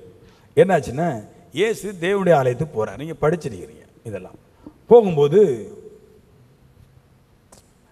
அங்கே புறா விற்கிறவனும் காசுக்காரங்களெல்லாம் இருந்துட்டு பழங்களையும் புறாக்களையும் விற்றுட்ருக்கிறான். நம்ம ஒரு கோயிலெல்லாம் அதெல்லாம் நடக்கும் பாருங்க, நல்ல செந்துளம்பழம் கோலையெல்லாம் கொண்டு வந்து விற்பாங்க, புறா விற்பாங்க, நல்ல முட்டாய் சேவு காரச்சேவு ராட்டு இதெல்லாம் வருது பாருங்க. இதெல்லாம் அங்கே வந்துச்சு. ஏசுன்னு அது இருந்தால் இதெல்லாம் கவத்தி போட்டு ஒரே அடியாக தான் இருந்திருக்கும். பாவம் ஏசு இல்லாதனால இங்கே ஃபாதர்மார்கள் இருக்கிறனால அனுமதிக்கிறாங்க. ஏசு இருந்தால் இதை அனுபவிச்சிக்க மாட்டார். ஏன்னா தேவனுடைய ஆலயத்தில் புறா வித்தவனே போட்டு கவத்தி போட்டார் இருக்குது. நல்ல காசுக்காரங்க புறா விற்கிறவங்கெல்லாம் போட்டு கவத்தி விட்டு போயிட்டார். போன உடனே ஏசு என்னுடைய வீடு ஜெப வீடு என்று எழுதியிருக்கும் போது அதை கள்ளர் கோகை ஆயிட்டீங்களே, கள்ள போய்கள் அப்படின்ட்டேன். அங்கே இருந்து எல்லாரையும் அடித்து விட்ட உடனே காசுக்காரங்க புறா விற்கிறவங்க நிறைய ஆலயத்தில் நிறைய பேர் கோயிலுக்கு போகிற கிடையாது. ஏன் சொல்லுங்கள், என்ன கோயில் இருக்கிறது பெரிய பெரிய முதலைகள் தான் இருப்பாங்க, இந்த களவு செய்கிற முதலைகள் தான் இருப்பாங்க. ஏழைகளை நிறைய பேர் கோயிலுக்கு போக மாட்டான், அங்கங்கே அவங்கவுங்க பாட்டுக்கு தூங்கிட்டு இருப்பாங்க. நீ நான் ஒரு கடற்கரை கிராமக்காரன்னு சொல்கிறேன். கடற்கரை கிராமத்தில் இருக்கிற ஒவ்வொரு ஊரில் இருக்கிற மக்கள் ஆலயத்துக்கு போனால் இப்போ இருக்கிற ஆலயத்தை 4 மடங்கு பெருசாக கட்டணும். உதாரணத்துக்கு கன்னியாகுமரியில் ஒரு ஆலயம் இருக்குது. அந்த ஆலயத்துக்கு ஊருக்கார ஒரு தெருவில் பாதி பேர் போனாலே கோயில் கொள்ளாது. உண்மையை சொல்கிறேன். ஏன் இந்த ஜனங்கள்லாம் ஆலயத்துக்கு வர்றது கிடையாது? ஏன் வர்றது கிடையாதுன்னா, அங்கே இருக்கிற காசுக்காரங்களும் புறா விற்கிறவங்களும் பிஸ்னஸ் நடத்துகிறாங்க. இவங்களுக்கு அங்கே ஒரு பிரயோஜனம் கிடையாது. இப்படி தான் அங்கே எருசலேம் தேவனுடைய ஆலயத்திலையும் புறா விற்கிறவங்களும் காசுக்காரங்களும் பிஸ்னஸ் நடத்திட்டு இருந்தாங்க. அவங்களுக்குள்ளே அந்த ரகத்தில் நடந்துட்டு இருந்துச்சு. இப்போ மக்கள்லாம் வரல, மக்கள்லாம் வெளியே இருந்துட்டு இருக்கான். இப்போ ஆண்டவர் வந்து புறா விற்கிறவங்களை அடித்து எடுத்து காசுக்காரங்களை அடித்து கவத்தி எடுத்து போட்டு ஆசனத்தில் தூக்கி வெளியே போட்ட உடனே என்ன ஆகி போச்சு? ஆசனமும் சீட்டு வெளியே போட்டோன்னா வெளியே இருக்கிற குருடை மூடமே செவிடெல்லாம் உள்ளே வந்துட்டான். சும்மா படுத்துட்டு இருந்தால் உள்ளே வந்துட்டான். அப்பா, ஆலயத்துக்கு போகிறதுக்கு இன்றைக்கி ஒரு ஃப்ரீ கிடச்சிது அப்படின்ட்டு உள்ளே போனோடனே ஆண்டவர் என்ன பண்ணிட்டாருன்னா, வந்தவனுக்கெல்லாம் சுகத்தை கொடுத்துட்டார். நொண்டி முடவன் சப்பானிலாம் சுகத்தை கொடுத்துட்டார். சுகத்தை கொடுத்த பின்னாடி அங்கே ஒன்று போட்டிருக்கு பாருங்க, தாவீதின் குமாரனுக்கும் ஓசானா போட்டிருக்கு. இது என்ன, அது எதுக்கு இந்த சம்பவம் நடந்துச்சு அப்படின்னா, இவர் தாவீதிட்ட சொல்லிருக்கார், பாலகர் குழந்தைகள் பாலகர் வாயினால் துதி உண்டு போகணும் எழுதியிருக்கிறாரு. எப்போ நடக்கணும் இது அப்படின்னா, அவருக்கு தெரிஞ்சு போச்சு, பகைஞரையும் பழிகாரிகளையும் அடக்கி போட, சத்துருக்களை அடக்கி போட. இது எங்கே இருந்தாங்களாம்? பகைஞர் பழிகாரிகள் சத்துருக்கள் எங்கே இருந்தாங்க அப்படின்னா தேவாலயத்துக்குள்ளே இருந்திருக்கிறான். ஊரில் எல்லாமே கிடையாது, பக்கத்து நாட்டில் கிடையாது. பகைங்க பழிகாரன் சத்துரு, தேவடைய சத்துரு தேவடைய ஆலயத்துக்குள்ளே இருந்துக்கிட்டு யாரும் உள்ள விடாம பண்ணிட்டு இருக்கான் பாருங்க. அதுதான் அவன். யாரையும் நித்தியச்சுன்னு போக விடாம ஆக்கிட்டு இருக்காங்க. நிறைய பேர் சாமிமார்கள்லாம் நிறைய பேர் யாரையும் நித்தியச்சுன்னு விட மாட்டான். கீழே எழுதிருக்கீங்க, அவனும் போக மாட்டான், போராட விட மாட்டான் அப்படின்னு எழுதிருக்கும். இவங்களை பற்றி பேசும்போது சொல்றாரு, குழந்தைகள் பாலகர் வாயினால் துதி உண்டாக்கணும்னு சொல்லிருக்கு. என்னென்ன கர்த்தருடைய நாமத்துக்கு ஸ்தோத்திரம், கர்த்தருடைய நாமத்தில் வந்தவருக்கு ஸ்தோத்திரம், ஏசு கிறிஸ்து ஸ்தோத்திரம் சொல்லி சொன்னாங்களே, அந்த தான் துதி. அதில் ஒரு பாயிண்ட் போட்டிருக்க பாருங்க, குழந்தைகள் பாலகர் வாயினால் துதி உண்டு பண்ணணும், பலம் உண்டு பண்ணணும். நான் படிக்கும்போது ஒரு காலத்தில் படித்தேன், குழந்தைகள் பாலகர்னு சின்ன பிள்ளைங்கள் போல தெரியுது அப்படின்ட்டு. ஏதோ 4 வயசு 5 வயசு 6 வயசு தான் குழந்தைகள் பாலகர் வாயினால் துதி உண்டு பண்ண போனது கிடையாது. அது என்ன சொன்னதுன்னா, சப்பானியும் குருடனும் பாவம் செய்யாதவன் அவனை பார்த்து சொல்கிற குழந்தை, அந்த குழந்தைகளுக்கு அற்புதம் செஞ்ச உடனே அவர்கள் தேவனை துதிக்க ஆரம்பிச்சிட்டான். தீர்க்க தரிசனம் நிறைவேறுகிறதுன்றார். எப்படி வேணால் நிறைவேறும் பாருங்க. கர்த்தர் ஒன்று சொன்னால் அதுக்கு இடம் பொருள் ஏவல் இல்லாமல் கண்டிப்பாக கர்த்தர் அதை நிறைவேற்றுவார். 2000 வருஷம் ஆயிட்டு கிட்டத்தட்ட. நான் சொல்லுவேன், நீங்கள் தீர்க்க தரிசனத்தை வாங்கி கொண்டு பலகீனமாக எண்ணாதிருங்கள், அதை அற்பமாக எண்ணாதிருங்கள். நான் சொல்லுவேன், கண்டிப்பாக ஒரு நாளைக்கு தீர்க்க தரிசனத்துக்கு காலம் நேரம் கிடையாது, ஆனால் அது நிறைவேறாமல் நம்ம விட்டு தாண்டி போகாது. கரங்களை தட்டிடுங்களேன். ஆமென் ஆமென் சொல்லுங்களேன். அது நிறைவேறாமல் போகாது. தீர்க்க தரிசனம்னாலே அது நிறைவேறும். சரியான தீர்க்க தரிசனம் கிடைக்கும் சொன்ன தீர்க்க தரிசனம் நிறைவேறாது. பிக்சரை சொல்றானே, அந்த அந்த அவன் கண்டதை தோற்றத்தை சொல்றானே, அது கண்டிப்பாக நிறைவேறுன்றார். ஆமென்.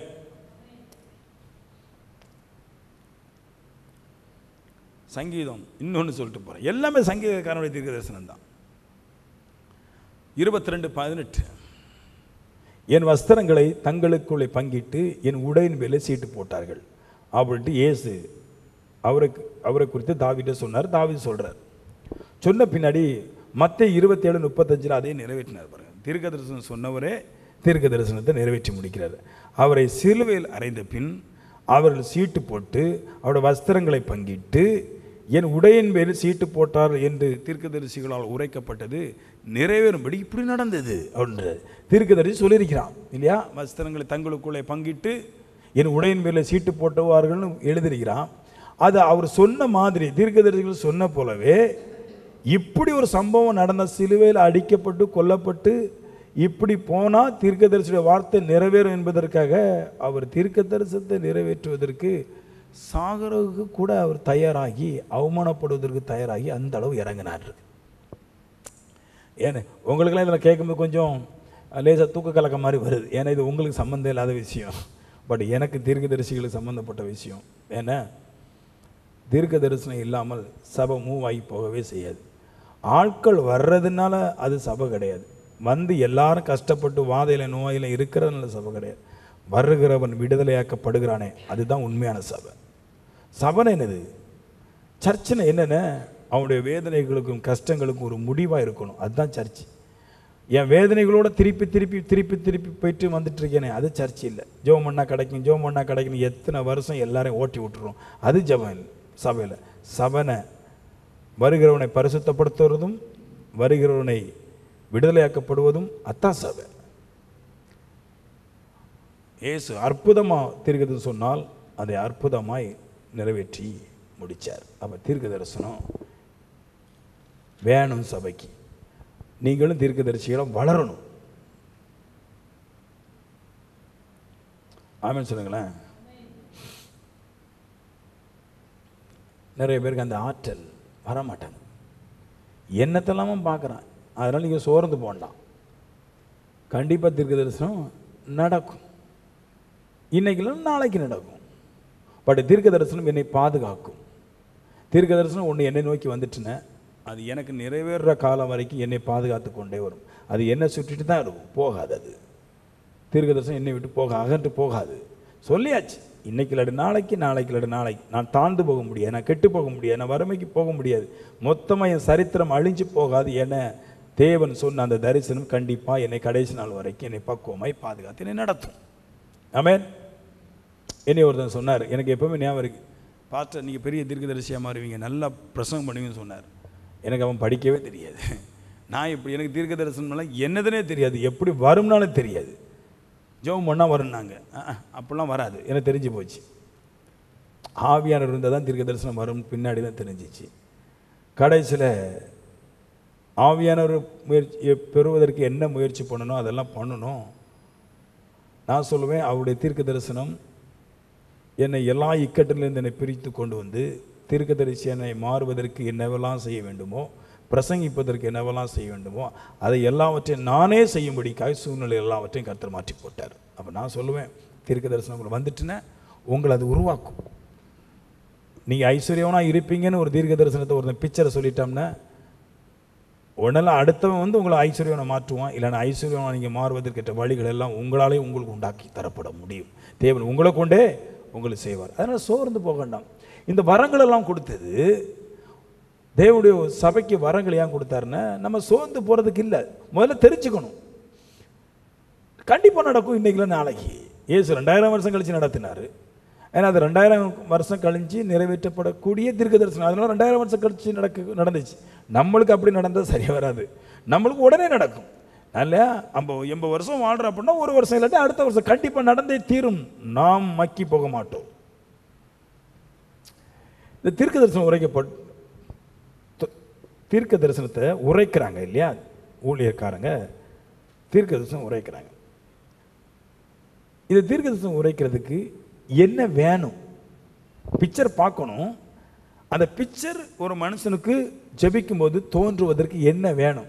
மறுபடி சொல்கிறேன், சொப்பனம் பார்க்காதீங்க, ரொம்ப மோசம். நிறைய அன்னைக்கு கூட ஒரு அக்கா சொல்லிச்சு, ஒரு சொப்பனம் பார்த்தேன் பிரதர், எங்கள் மாமியோடைய தலைக்கு மேலே 2 பெரிய நல்ல பாம்பு இருந்துச்சு. எங்கள் மாமி போயிருமா இருக்குமா? என்ன சொன்னேன், உன் மாமி சாகன்னு ஐடியா போட்டிருக்கிற, என்னைக்கு சாவான்னு நீ தூக்கத்திலே யோசிச்சுட்டு இருக்கிறியா? உன் தலை மேலே 2 நல்ல பாம்பு தோண்டிட்டு. தானில் இப்படி தான் சொல்லுவார் நேச்சர்கிட்ட, உங்களோட ராஜ்யத்தை குறித்து நீ சிந்தித்து கொண்டிருக்கும் போது உங்களோட தலையில் தோன்றின தோற்றம் இது அப்படின்னார். அந்த மாதிரி நிறைய பேருக்கு சொப்பனன்ட்டு எல்லாமே சாவு கரகம் பிடிச்ச சொப்பனம் தான் பார்க்கும். ஒரு அக்கா சொல்லிச்சு, என் வீட்டுக்குள்ளே இருந்துட்டு பெந்தகோஸ்து சர்ச், என்ன சர்ச்சுக்கெல்லாம் போகிறாளோ பாருங்க, பெந்தகோஸ்து சர்ச்சில் போய் இந்த சொப்பனம் பார்க்கணும் சில பேர் போதிக்கிறான். ஆண்டவரை அவனை ஊழியக்காரன் இருக்க விடாதீங்க, தீர்க்க தரிசனம் பாருங்க, நான் சொப்பனம் பார்க்கணும். பிரதர், எங்கள் சபையில் சொப்பனத்தை பற்றி நல்லா பேசுவாங்க, பார்க்கணும்னு சொல்கிறாங்க. நீங்கள் என்ன சிஸ்டர் பார்த்தீங்க? நான் பார்த்தேன் பிரதர், நான் வீட்டுக்குள்ளே தூங்கிட்டு விடிய காலம் என் பையனை ஃப்ளைட்டில் ஏற்றுறதுக்கு போகிறதுக்கு கனவுல தான் இதெல்லாம் கரன்னு அவனுக்கு சாப்பாடெலாம் வைத்து கொடுத்து நானும் ட்ரெஸ்ஸை மாற்றி விட்டு அந்த பெந்தகோஸ்து போகிறவங்களுக்கு இந்த பேச்சு வந்து ஸ்லாங் மாறிடும். பார்த்து நீங்கள் பார்த்துருக்கீங்க, சில பேருக்கு இந்த என்னை மாதிரியே பேச மாட்டாங்க. நான் எப்போவுமே இப்படி தான் பேசுவேன். சில பேருடைய இந்த தெய்வ காரியத்தை பேசும்போது குரல் எல்லாம் மிமிக்ரி பண்ணி மாறிடும், வேறு மாதிரி மாறிடும். என் சகோதரி மகனுக்கு எல்லாவற்றையும் நான் அரேஞ்ச் பண்ணி நானும் வஸ்திரங்களை கலட்டி விடுத்து விட்டு நாங்கள் புறப்பட்டு கதவை திறந்த போது கதவு திறக்கவில்லை. சொப்பனத்தில் என்னன்னு நான் சொப்பனத்தில் திரும்பி கதவுக்கு அந்த சைடு பார்த்தேன். 2 பெரிய கல் இருந்துச்சு, பெரிய மர பலகை 2 கல்லோடு சாய்த்து அப்படி தள்ளி வைத்திருக்கிறது. கல்லும் உருண்டு போகவில்லை, 2 கட்டையும் அப்படி நின்று விட்டது. முழிச்சு பார்த்தேன். ஐயோ நான் போக முடியலன்னு எப்படியாவது முழிச்சு பார்த்தேன். நானும் என் பையனும் உள்ளதான் இருக்கிறோம். என் பையன் பிளேட்டுக்கு போறதுக்கு என்ன படிக்கவே இல்லை, கல்லும் இல்லை கட்டையும் இல்லை. நான் கேட்டேன், இல்லாத காரியத்துக்கு ஏமா சொப்பனம் காண்ற நீ? நிறைய பேருக்கு சொப்பனம் பார்த்தோம் நிறைய சொப்பனம் காற்றை போல கலைந்து போகிறதா பைபிள் சொல்லுது. இங்கே சொப்பனம்லாம் வண்டிக்கு ஒன்றும் உதவாதுன்றார். பட் ஒரு தீர்க்க தரிசனம் கூட மறைஞ்சு போகாது, ஒரு தீர்க்க தரிசனம் கூட பொய் இருக்காது. தீர்க்க தரிசனம் சொந்தமாக தானாக வராது. நான் அதை கண்டேன் இதை கண்டேன் தானாக வராது, படித்தாலே வராது, விழுந்து படித்தாலே ஒன்றும் வராது, அப்படிலாம் ஒன்றும் வராது. சுய தோற்றமான பொருளை உடையதாயிராமல் அப்படின்றாரு, வராது. அப்படி எப்படி தீர்க்க தரிசனம் வரும்? அதனால தான் சொப்பனத்துக்கு நான் சொல்லுவேன், உங்களுடைய கஷ்டத்துக்கு வந்துடும். நீ ஒரு படம் பார்த்துட்டு வந்தால் சொப்பனம் வந்துடும். மாமியோட சண்டை போட்டு வந்தால் மாமியை கலரில் தூக்கிட்டு போன மாதிரி இருக்கும். புருஷனோட சண்டை வந்துச்சுன்னா புருஷனை கடலில் அமிழ்ந்து போன மாதிரி தெரியும்.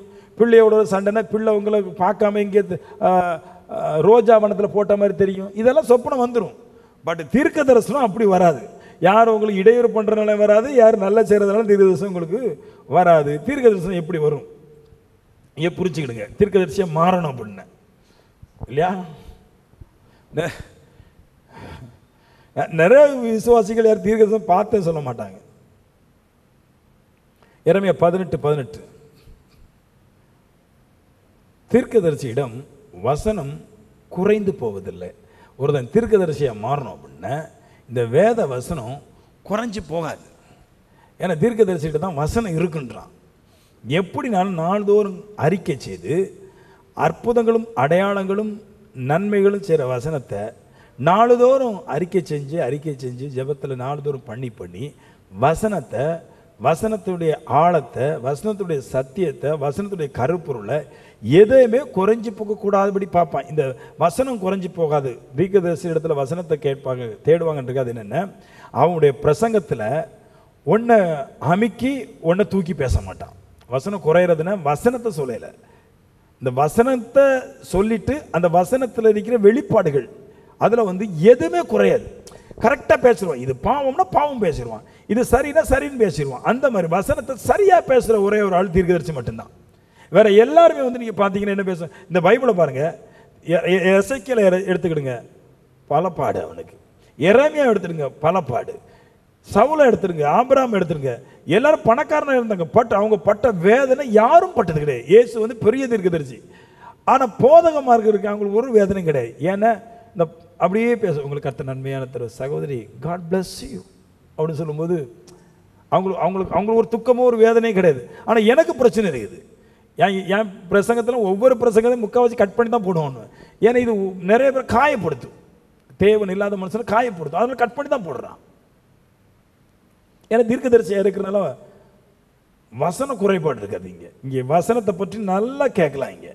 இங்கே கண்ணீர், கவலை, வெள்ளை போடுறது இதெல்லாம் கேட்க முடியாது. இங்கே வசனத்தை பற்றி நல்லா கேட்கலாம். ஏன்னா தீர்க்கதரிசினா வசனம் குறையாது. ஏன்னா வசனத்தில் தான் இவனுடைய நுணுக்கம் இருந்துட்டே இருக்கின்றார். 2 தீர்க்கதரிசியை பற்றி பேசணும். தீர்க்கதரிசியுடைய எப்படி இருப்பாங்கிறது சொல்கிறேன். தீர்க்கதரிசி தான் பேசணுமா, வசனம் குறையக்கூடாது. சில பேருக்கெல்லாம் சொப்பனம் நிறைய பார்ப்பா, ஒரு வசனம் கூட இருதயத்தில் நிற்காது. நைட்டு விடிய சில பேர் விடிய ஒரு 10 வசனத்தையே மனப்படம் பண்ண ஆண்டவரே, கர்த்தர் எனக்கு சகாயர், கர்த்தர் பலன், கர்த்தர் துதி. காலையில் பார்த்தா வசனம் ஒன்று இருக்காது, பறந்துடும். எல்லாம் அது வசனத்துக்கு ரெக்கே இருக்காம பாருங்க, பறந்துடும். பட் தீர்க்கதரிசிட்டு இருந்து வசனம் பறக்க முடியாதுன்னு, ஏன்னா பாதுகாத்துக்கொள்வான். வாயில் வச்சிருப்பான், எப்போ பார்த்தாலும் பேசுவான். எப்போ வரும்போது போகும்போது அறிக்கை செஞ்சுட்டே இருப்பான். சாதா ஆட்கள் அது பண்ண முடியாது. துபாய்க்கு போகணும், அடுத்த மீட்டிங் நம்மளுக்கு துபாய், அவருக்கு அங்கே தான் இருக்கும். பட் தீர்க்கதரிசிகள் அப்படி இருக்காது. அவனுக்கு துபாய் முக்கியம் கிடையாது. ஏன்னா துபாயை பார்க்கலாம் தீர்க்க தரிசனத்தில் பெரியவைகளை பார்க்கிறான். துபாயில் என்ன இருக்கும், லண்டனில் என்ன இருக்குங்கிறது எங்களுக்கு முக்கியம் கிடையாது. எங்களுடைய முக்கியம் எங்களுடைய தரிசனத்தில் வானம் இப்படி இருக்கும், அதுதான் பார்க்குறேன். அப்போ அப்படி பார்க்குறவன் வசனத்தை கொண்டு தான் பார்க்க முடியும் தீர்க்க தரிசனத்தை. அதனால வசனத்தை குறைவிடாமல் அவன் உள்ளே சேமித்து வைக்கிறான், சத்தியங்களை சேமித்து வைக்கிறான் இல்லையா? போதனைகளை கரெக்டாக போதிப்பான். ஐயோ இந்த சிஸ்டர் சபையை விட்டு போயிடுவாங்களோ, அதை சொன்னாங்க சிஸ்டர் குத்துமே அப்படிலாம் இங்கே பார்க்க மாட்டோம். நிறைய சபையில் சொல்லணும்னா காணிக்க வாங்க மாட்டோம். ஏன்னா காணிக்க வாங்கினா இவங்களுடைய அபிப்பிராயம், அவங்க போயிட்டாங்கன்னா காணிக்கை பற்றி பேசுகிற நிறைவேறி போவாங்க. இங்கே காணிக்கையை பறித்து பிடிச்சி வாங்குறேன் இங்கே தான் வர்றாங்க. ஏன்னா அவங்களுக்கு தெரியும் இங்கே மேட்ரு இருக்குது. தீர்க்கதரிசி இருக்கிற இடத்த விட்டுட்டு எவனும் எங்கே போக முடியாது. ஏன்னா தீர்க்கதரிசி கொள்ளை அடிக்க மாட்டான். தீர்க்கதரிசி மனுஷன் கெட்டு போகிறதுக்காக ஏன் தேவைக்காக மனுஷனை அட்ஜஸ்ட்மெண்ட் பண்ணி சபையில் வைக்க மாட்டான். காலில் கையில் விழுந்து சபையில் ஒரு ஆத்மா வைக்க மாட்டான். சத்தியம் தான் இதுதான். வந்தவங்களை போய் நல்லா அருமையாக பேசுவாங்க. சில பேர் பிரதர் எப்படி இருக்கிறீங்க, நல்லா இருக்கிறீங்களா, எப்படி சாப்பிட்டீங்களா, ஒய்ஃப் எப்படி இருக்கிறாங்க, பிள்ளைங்கள் எப்படி இருக்கிறாங்க. இந்த ரோமன் கத்தோலிக் சிஸ்டர் மாதிரிலாம் ரோட்டில் கண்ட இப்படி தான் பேசுவாங்க. எப்படி பிள்ளை அமெரிக்காவில் எப்படி இருக்கிறா, நல்லா இருக்கிறாளா, பையன் எப்படி கடைசியில் 8ஆம் கிளாஸ் படித்தான்னு சொன்னீங்களே, அவன் இதை கொஞ்சம் குசும்பு காட்டினான்னு சொன்னீங்களே, நல்லா போனானா, அடிக்கடி காய்ச்சல்னு சொல்லி போய் சொல்லிட்டு வீட்டில் இருக்கிறானா, நல்லா விசாரிப்பாங்க. பட் தீர்க்கதரிசி அப்படி சொல்ல மாட்டான். இவங்களுக்கு நாக்கூசாக பேச மாட்டான். வசனத்தை எடுத்து 2 துண்டை வெட்டி விட்டுருவான். இதான் போ நல்லா இருக்கு. ஏமேன். மனுஷன் செய்கிற இந்த அறியாமைக்கும் பலவீனத்துக்கும் தீர்க்கதரிசி உடம்பட மாட்டான். ஏன்னா அவனை தீர்க்கதரிசனம் பாதுகாக்கும், அவனை பாதுகாக்கும். தீர்க்கதரிசனம் இல்லாத இடத்துல சனங்கள் ஏன் போகிறாங்க சீர்கெட்டு போயிடுறாங்க. ஏன்னா ஜனங்க சீர்கெட்டு தான் வர்றாங்க. அவங்கள மறுபடியும் யார் சீர்கெட்டு விடுறான்னு இவங்க சொல்ல மாட்டாங்க. பாருங்க, நான் இங்கேருந்து சொல்லுவோம், வயசு எத்தனை, 12, மைண்டு சரியில்லை, உனக்கு கோவத்தில் போத்துருந்து பாஸ்டர் கரெக்டாக தான் சொல்கிறாரு, பப்ளிக்காக பேசுகிறாரு. பப்ளிக்காக பேசினா தானே உனக்கு கோவம் வரும். சில பேர் பிடிச்சிக்கிட்டா. போனவரை ஞாயிற்று சொல்லும்போது உங்கள் அம்மாவுக்கு பெரிய பாரமாக இருக்கிற கத்தி மாதிரி இருக்கிற அது முன்னாடி சிரிச்சு வந்துருக்குது. இவர் எப்படி கண்டுபிடிச்சிட்டார் தெரியலையே. என்ன பண்ணுறது, நீ யார் எவருன்னு தெரியாது. பட் யாரோட வார எங்கே போகிறேன்னு தெரியும். இங்கே இருக்கிறோம். பட் ஆவியான சொல்லும்போது சொல்லணும் இப்படி தான் விஷயம்னா அதுகளுக்கு சில பேருக்கு தீர்க்க தரிசனம் உண்மையாக இருக்கிறதுனால தன்னை பற்றி குறை சொன்னாலும் ஏற்றுக்கொள்வாங்க. சில பேருக்கு உண்மையாக இருந்தாலும் அவங்க குறை வந்துடக்கூடாது. இங்கே தீர்க்கதரிசினா உண்மையாக இருந்ததுக்கு சொல்லும்போது சொல்லிடுவான், அவன் கேட்டுறான். ஏன்னா அதுதான் உங்களை சீர்படுத்தும். ஆமென். சில பேருக்கு அவமானம் வந்துடுது. ஒரு பிள்ளைக்கு ஒரு காலத்தில் சொன்ன ஒரு 5-6 மாதம் இருக்கு, லவ் ஸ்ட்ராங்காக போயிட்டுருக்கு, சரியில்லைன்ட்டேன். அது என் மகளை குறை பேசிட்டான். அப்படி என் மகளை எப்படி பொது இடத்துல எப்படி தீர்க்க தரிசனத்தை எப்படி பொது இடத்துல சொல்லலாம். தீர்க்க தரிசனம் என்ன அடக்க வீட்டிலேயே சொல்ல முடியும், தனியாட்டு இல்லை இருட்டில் சொல்கிறதா தீர்க்க தரிசனம். தீர்க்க தரிசனம்னால என்னதுன்னா பொதுவில் சொல்கிறது தான். அப்போ தான் தெரியும் இந்த சபையில் தீர்க்க தரிசனம் இதுக்கு சீர்கட மாட்டான். நாளைக்கு போனால் பாஸ்டர் கரெக்டாக போட்டு விட்ருவார் இவர். அதனால் பாஸ்டருக்கு குறைஞ்சபட்சம் பாஸ்டருக்கு பயந்தாவது ஒழுக்கமாக வரும். தீர்க்க தரிசனம் இல்லைன்னா எல்லாரும் நல்லா லாக போயிட்டு அவருக்கு ஒன்றுமே தெரியாது. பாருங்க, இவங்க நல்லா வெள்ளையெல்லாம் போட்டு நல்லா நீட்டாக போயிட்டு அவருக்கு ஒன்றும் தெரியாது, இவங்களுக்கு ஒன்றும் தெரியாது. பாஸ்டர் நம்ம கதை தெரியா போகுது. Praise the Lord pastor, how are you. ஆனால் இவன் வீடு ஃபுல்லாக சண்டை போட்டு வந்திருக்கீங்க, அவருக்கு தெரியாது. ஆனால் இங்கே தெரியும், லேடி நீ ஒரு பேடியாக வந்திருக்கிற, கோ அவுட். அப்போ தீர்க்க தரிசனம் ரொம்ப முக்கியம். சில பேர் வர்றாங்க, சொல்லிடுறேன் வாயை வச்சுட்டு சும்மாரி வீடு சரியாக இருக்கும். ஒரு அண்ணா சொல்லுது, அந்த மாதிரி ரொம்ப வாய் பேசணும் உங்களுக்கு எப்படி தெரியும்? அதான் கடவுள் இருக்கிறார். அது எப்படி காட்டி வந்துட்டார் பாருங்களேன். எனக்கு அவங்க புருஷனார் கூட சண்டை போட்டுருச்சு. புருஷனார் போன போட்டு என்ன இருந்துட்டார், பாஸ்டர் உங்கள் சபை விசுவாசியை பாருங்க, கான்னு கத்துது, நீ எல்லாம் தான் புருஷனா அப்படின்ட்டு ஒன்று கத்துது. பாஸ்டர் உங்கள் சபை விசுவாசி. நான் சொன்னேன், அந்த அம்மா கத்துவாளா கத்த மாட்டாலும் எனக்கு தெரியாது. பட் வாரமே சொல்லிட்டேன், மாய பொத்துமா வாழ்க்கை சரியா இருந்தேன். பொத்தின பாடையில் உங்கள் பொண்டாட்டி நீங்கள் தான் பார்த்துக்கணும். தீர்க்க தரிசனத்தை சொல்லத்தான் முடியும், கர்த்தர் இருக்கிறாரு சொல்கிறோம். இப்படி அது கேவலப்படுத்திட்டு அவமானப்பட்டுருச்சு. திடீர்னு எனக்கு ஒரு ஆள் ஃபோன் பண்ணி சொன்னார், பாஸ்டர் நீங்கள் சொன்னீங்களா இது அங்கே போயிட்டுருக்கும், கேவலத்தை தவிர ஒன்றும் வராது பாஸ்டர், நீங்கள் அன்னைக்கு சொன்னது இன்னைக்கு நிறைவேறுதுட்டார். நிறைவேறதான் செய்யும். அது தீர்க்க தரிசனம் 6 மாதத்துக்குள்ளாக அந்தந்த காலம் வருவது கண்டிப்பாக அது நிறைவேறும். வசனம் வச்சிருக்கிறோம், மயங்க வசனத்தை வைத்திருக்க தீர்க்கதரிசி மனுஷனுக்கு ஒரு காலமும் குறையும். அதனால தீர்க்க தரிசனத்தில் வசனத்தை தேடுவாங்க. வசனம் தான் பேசணும் தவிர மனுஷனுடைய இருதயத்துக்கு நலிஞ்சு கிழிஞ்செல்லாம் ஒன்றும் பேச முடியாது. ஆமென். அதான் தீர்க்கதரிசியாக மாறணும். ஒரு பயம் இருக்கும். ஐயா நிறைய வாலிப பேக்க பயந்தேங்கி சபைகள் உள்ள பெருசாக வர்ற கிடையாது. ஏன்னா பாஸ்டர் கட்டை போட்டு விட்டுறாரு, சொல்லிடுறாரு, இந்த பிராண்டிகளில் தான் ஒன்று கடவுளை பார்த்தாரு நின்றுறான். ஆமென். அதான் வசனம் தான் என்ன செய்யுது, தீர்க்க தரிசன பிக்சரை கொண்டு வருதுன்றார். ரெண்டாவது இன்னொன்று சொல்ற 1 கொரிந்தியர் 14:37 நிறைய பேருக்கு உனக்கு லண்டனில் வேலை கிடைக்குது, பாஸ்டர் சொன்னார் நடக்கும், அவர் சொன்னால் நடக்கும், உன் வாழ்க்கை நல்லாயிரும். சரி, 2 வாரத்தில் இல்லாட்டி 3ஆம் வாரம் வாழ்க்கை நல்லாயிரும், அது சந்தோஷம். பட் உன் பாவத்தை பற்றி பேசும்போது அதை பற்றி பேசக்கூடாது, பாஸ்டர் அதை பற்றியும் பேசக்கூடாது. எப்போ சில பேருக்குலாம் அவங்களோட லவ்வை சொல்லியே கட் பண்ணி விட்டுட்டு பேசி இது சரியில்லை சொல்லியே அது பெரிய பாக்கியம் பாருங்க. அறிவில்லாமல் வாலிய பெண்ணுங்க வாலிய புருஷங்க இதில் போய் விழுந்துடுறாங்க. அது சொல்லியே விட்டுறாங்க, அவங்களுக்கு புத்தி தெளிஞ்சிருது. அப்படிப்பட்ட ஸ்திரீகள் தான் சபைக்கு தேவை. தீர்க்கதரிசனம் பேசும்போது நிறைவானவர்களை மட்டும் ஏற்றுக்கொள்ள, நாம் குறைவானவர்களை ஏற்றுக்கொள்ளுக்கு எனக்கு ஆசைப்படுறோமோ அன்னைக்கு வாழ்க்கை நல்லாயிரும். ஒருவன் தன்னை தீர்க்கதரிசி என்றாவது ஆவியை பெற்றவன் என்றாவது எண்ணினான், நான் உங்களுக்கு எழுதுகிறவைகள் அப்படி போட்டுட்டு கர்த்தருடைய கற்பனைகள் என்று அவன் ஒத்துக்கொள்ள வேண்டும். நான் என்ன சொல்றாருன்னு, ஒருவன் தன்னை தீர்க்கதரிசி என்கிறான், ஒருவன் தன்னை ஆவியை பெற்றவன் என்கிறான், ஆவியை பெற்றவன் தீர்க்கதரிசி அப்படி சொல்லிட்டு நான் உங்களுக்கு எழுதுகிறவைகள் அப்படி சொல்றாரு. நீ தீர்க்கதரிசியா இருக்கிற, ஆவியை பெற்றிருக்கிற. இப்போ பிக்சர்லாம் பார்க்குற மனுஷனுடைய தோற்றங்கள், இருதயத்தின் தோற்றங்கள், வியாதிகள், கட்டிகள், விளைவினங்கள், நரம்புகள், எங்கே வியாதி இருக்குது, எங்கே பிரச்சனை இருக்குது, எல்லாவற்றையும் கண்டுபிடிச்சி பேசுகிற நீ. அப்படி பேசும்போது சொல்கிறாரு, எதனால கிடச்சிது? ஒருத்தன் தீர்க்கதரிசிங்கிறே, அந்த தீர்க்கதரிசி எப்படி கிடச்சிது? ஆவிங்கிறே, ஆவி எப்படி கிடச்சிது? நான் உங்களுக்கு எழுதுகிறேன், நீங்கள் தேவனுடைய கற்பனையை ஒத்துக்கொள்ளுங்கள், கர்த்தருடைய கற்பனை என்று அவன் ஒத்துக்கொள்ள வேண்டும். எதனால் கிடச்சிதான்? கர்த்தருடைய கட்டளைகளை அவன் சரியாக கடைபிடிக்கிறதுனால பரிசுத்தவானாக இருக்கிறான். அந்த பரிசுத்தவானுக்கு தேவன் அவனுக்கு மற்றவர்களுக்கு நடக்கக்கூடியவர்கள் எல்லாவற்றையும் காமிச்சிடறார் என்றார். கற்பனை தான் பொருள். கடைசியில் நான் தீர்க்கதரிசின்னு ப்ராப்பர்ட்டுன்னு போடுறதுல ஒரு மேட்ரு இல்லை, நான் ஆவியை பெற்றவன் என்று போடுறதுல ஒரு மேட்ரு இல்லையா? அவர் சொல்கிறாரு, நான் தீர்க்கதரிசி என்று எண்ணினாவது, ஆவியை பெற்றவன் என்று எண்ணினாவது, நானும் உங்களுக்கு எழுதுகிறேன், கர்த்தருடைய கற்பனை தான் காரியம் என்றார். கர்த்தருடைய கற்பனையின்படி ஒருவன் வாழும்போது தேவனுடைய ஆவி அவனுக்குள்ளே வருகிறது. தேவனுடைய ஆவி அவனுக்குள்ளே வரும்போது தேவனுடைய வார்த்தையில் பலப்படுறான்.